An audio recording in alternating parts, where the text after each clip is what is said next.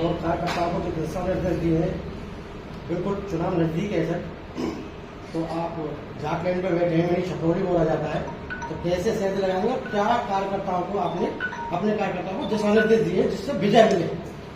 देखिए, समाजवादी पार्टी के राष्ट्रीय अध्यक्ष माननीय श्री अखिलेश यादव जी समाजवादी पार्टी और इंडिया गठबंधन की प्रत्याशी श्रीमती चारू के प्रत्याशी बनाया है अलीगढ़ में खैर विधानसभा के सुरक्षित। और जिस तरीके का समीकरण और माहौल बना है, बीजेपी को पसीने छूट रहे हैं। और माननीय अखिलेश यादव जी ने जब से पीडीए का गठन किया है और उस पीडीए ने जो कमाल दिखाया, मोदी को पूर्ण बहुमत में जाने से रोकने का काम माननीय अखिलेश यादव जी के पीडीए ने करने का काम किया, और इसी उत्तर प्रदेश में रोकने का काम किया।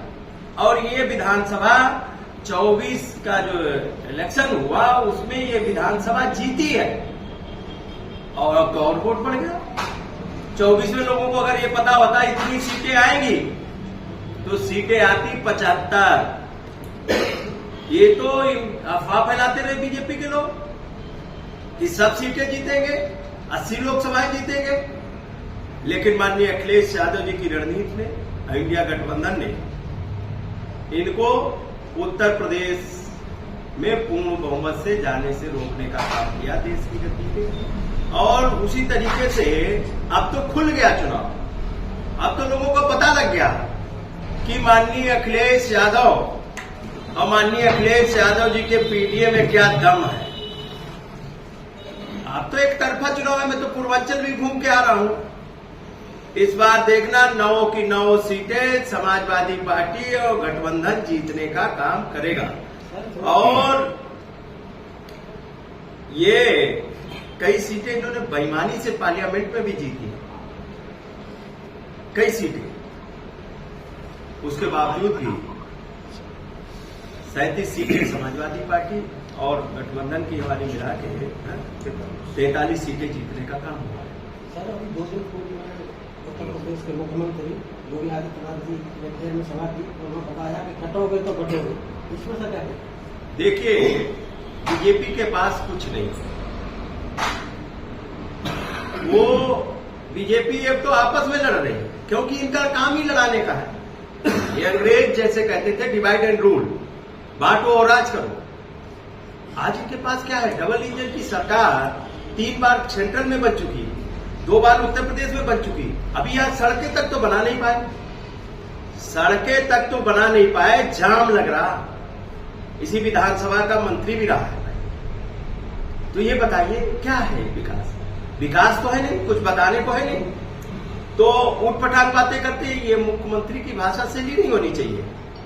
और एक तो वो संविधान की शपथ लिए है, दूसरे एक संत के भी कपड़े पहनते हैं।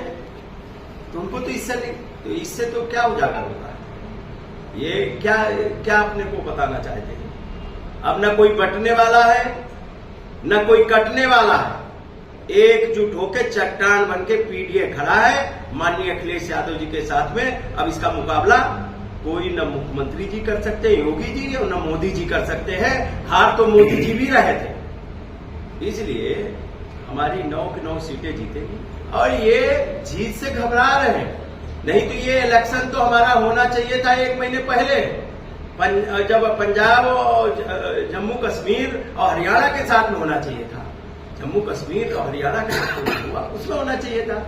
लेकिन ये घबरा रहे थे। उसके बाद में भी 1 सीट रोकने का काम किया अयोध्या में। जिस अयोध्या के नाम पे पूरी दुनिया में माहौल बना रहे थे, उस अयोध्या ने संदेश दिया है। अब श्री अवधेश पासी जी को जिता के अयोध्या ने संदेश दिया है। अब भगवान राम भी उन पे नाराज है, क्योंकि उन्होंने भगवान राम के चंदे में भी भ्रष्टाचार किया, बनाने में भ्रष्टाचार किया, जमीन खरीद फरोख्त में भ्रष्टाचार किया। तो इनसे बड़ा पापी कोई हो नहीं सकता। इसलिए भगवान राम ने भी इनको सबक सिखाने का। जैसे कि सर चारू आपने समाजवादी पार्टी ने, माननीय अखिलेश यादव जी ने एक जाट या चारू के अंकित यहाँ जो टिकट दिया है, यहाँ जाटों पर कितना असर पड़ने वाला है? क्योंकि पहले भी यहाँ के जो विधायक रह चुके हैं बीजेपी से, भारी बहुमत से वो जीते हुए हैं। कितना आप उसमें फेरबदलाव होगा, कितनी तैयारी के साथ में ये चुनाव आप लड़ रहे हो?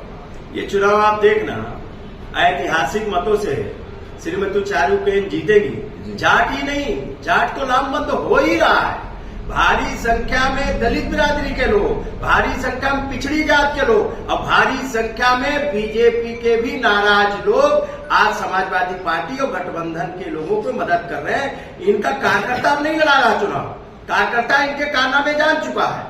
अब बीजेपी का कार्यकर्ता नहीं है, वे सरकारी कार्यकर्ताओं के दम पे चुनाव लड़ना चाहते हैं, तो उसकी भी पोल खोलने का काम इस बार चुनाव में होगी। जनता करेगी, इनको सबक सिखाने का काम करेगी। सर, चुनाव में जो अभी आप बोल रहे हैं, राजनीति से पुराना आपका जो माहौल बना रहा है, राजनीति के संग माने जाते हैं, तो कार्यकर्ताओं को क्या दिशा निर्देश देके अपनी जीत सुनिश्चित करना चाहिए? देखिए, हम लोग कार्यकर्ताओं से भी अपील कर रहे हैं, हम लोग सभी समाजों से अपील कर रहे हैं और सभी समाजों का नुकसान करने का काम किया है। महंगाई चरम सीमा पे है, बेरोजगारी चरम सीमा पे है और जिस तरीके से आज खाद नहीं मिल रही किसानों को, ये किसान बताइए, देश का दुर्भाग्य। ये कहते थे किसान की आय दोगुनी करेंगे, इनकी नीतियों और कार्यक्रमों ने किसान की आय तो आधी कर दी, वैसे ही खेत में जानवरों ने कर दी। उसके बाद में रहा बचा खाद के लिए लाइन लगाना पड़ रहा, रात रात खाद के लिए लाइन लगाना पड़ रहा और सब चीजें, खेती किसानी बर्बाद की, सरकारी नौकरियां बर्बाद कर दी, नौकरियां मिल नहीं रही, सरकारी आरक्षण खत्म कर रहे हैं, बाबा साहब के संविधान तक पे खतरा बना रहा है। तो इसलिए हम लोगों से अपील कर रहे हैं कि आप सब लोग एकजुट होकर अब ये जो गूंगी बहरी सरकार है, जिसको जनता की समस्याएं नजर नहीं आ रही, इसके नाक कान खोलने के लिए यहाँ पे खैर विधानसभा जिताओ, 9 की 9 विधानसभाओं में जहां भी लोग हैं जिताने का काम करें और इस बेलगाम सरकार के लगाम लगाने का काम करें। अंतिम सवाल सर, विधानसभा के मतदाताओं को क्या दिशा निर्देश या आप अपील करना चाहिए? मैं अपने सभी मतदाताओं से अपील करना चाहता हूं, अपने पार्टी के नेता कार्यकर्ता और पिछड़े वर्ग प्रकोष्ठ के हम अपने पदाधिकारियों से लेकर अपने समाज के लोगों से भी अपील करना चाहते हैं कि ये बीजेपी तीसरी बार केंद्र में है, दूसरी बार उत्तर प्रदेश में, सभी वर्गों का नुकसान किया है। इसलिए हमें कोई बीजेपी के झांसे में न फंस के और इस निरंकुश सरकार, नकारा सरकार को सबक सिखाने के लिए साइकिल पे बटन दबाकर भाई श्रीमती चारूकेन को विजयी बनाए और जिससे ये बीजेपी का जो घमंड है वो ठीक करने का काम